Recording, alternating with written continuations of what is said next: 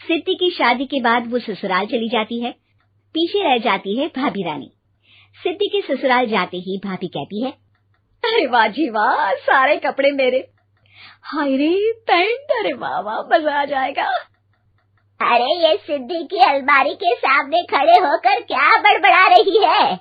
जा जाकर देख मेहमानों को विदाई की मिठाई मिली कि नहीं। अब हाँ माँ जी, क्यों नहीं, लेकिन पहले कपड़े तो बदल लूं। अब रानी आ जाती है सिद्धि के उन कपड़ों में जो वो ससुराल जाने से पहले घर छोड़ जाती है। अरे रानी, कुछ दिन रुक जाती। अरे ये तो सिद्धि बिटिया को मैंने ही दिया था, बड़ा ही फबता था उस पर, तुझ पर तो कुछ खास नहीं लग रहा।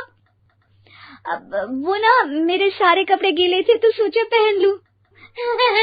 वैसे भी सिद्धि को कौन सा भी पुराने आउटडेटेड कपड़ों को पहनना है। वैसे भी ये सूट तो मैंने तभी पहना था, वैसे खास है भी नहीं ये। हाँ ठीक है, लेकिन ना मेरी सिद्धि पर तो जमता था।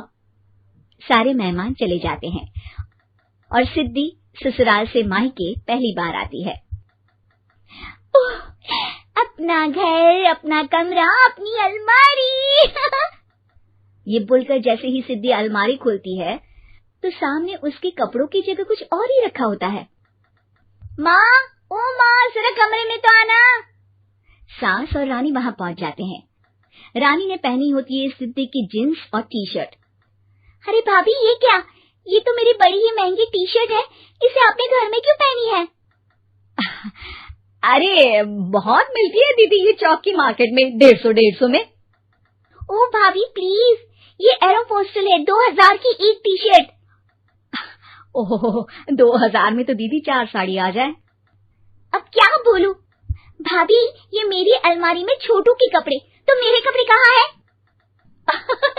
मेरी अलमारी में? अब दीदी आपको कौन से पुराने कपड़े पहनने थे? माना भाभी, लेकिन मैं जब घर आती तो यही सब पहनती ना। अरे तुम तो बड़ी कंजूस हो दीदी। खैर, वक्त आता है जब सिद्धि ससुराल के लिए रवाना हो रही होती है।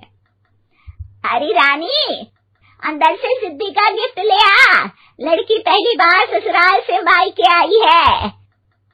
रानी अंदर जाती है और एक सिंपल सी साड़ी लेकर बाहर आ जाती है। ये लीजिए माँ जी। सास बेटी को गिफ्ट देकर ससुराल भेजती है। अगले दिन रानी एक सुंदर सी साड़ी पहनकर सामने आती है। अरे रानी, ये तो वो साड़ी है जो मैंने सिद्धि को देने के लिए दी थी जब वो ससुराल ले जाती, लेकिन ये तूने कैसे पहन ली? अरे माँ जी, ये साड़ी तो मुझे बहुत पहले से ही पसंद थी, लेकिन चिंता ना करिए, मैंने सिद्धि के लिए भी अच्छी सी साड़ी दी है। हाँ। तभी सिद्धि का फोन आता है। क्या माँ, कुछ अच्छा तो दिया होता ससुराल ले जाने के लिए। अरे पहले दिखा दिया होता। ये चमकते हुए पैकेट में नौकरानी वाली साड़ी मत दिया करो माँ।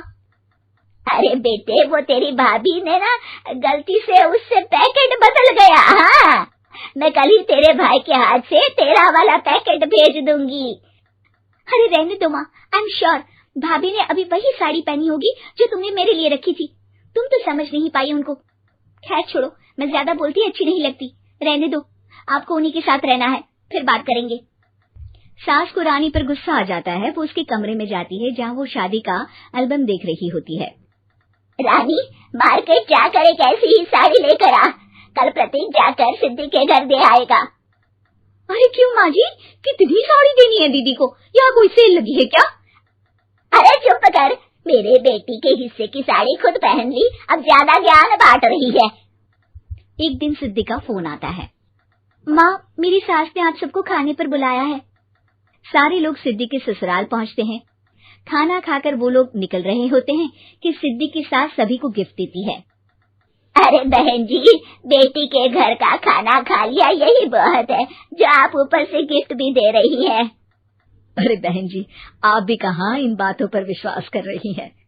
सास सभी को गिफ्ट देती है, लेकिन रानी को जो साड़ी देती है वो अजीब सी हरे रंग की, लाल रंग की बड़ी छाप वाली होती है। अरे छी, ये कौन पहनेगा? सासू माँ को तो जरी वाली इतनी सुंदर, और मेरे लिए ये नौकरानी वाली। अरे भाभी, दरअसल मैं जब भी घर आती थी आप वापसी में ऐसी ही साड़ी देती थी ना, तो माँ ने सोचा कि आपको आपकी पसंद की ही साड़ी क्यों ना दी जाए। बेचारी रानी, बोलती भी तो क्या। सिद्धि और सास रानी का चेहरा देखकर हंसने लगती है, तो रानी समझ जाती है कि अपने ही बिछाए जाल में वो फंस चुकी है।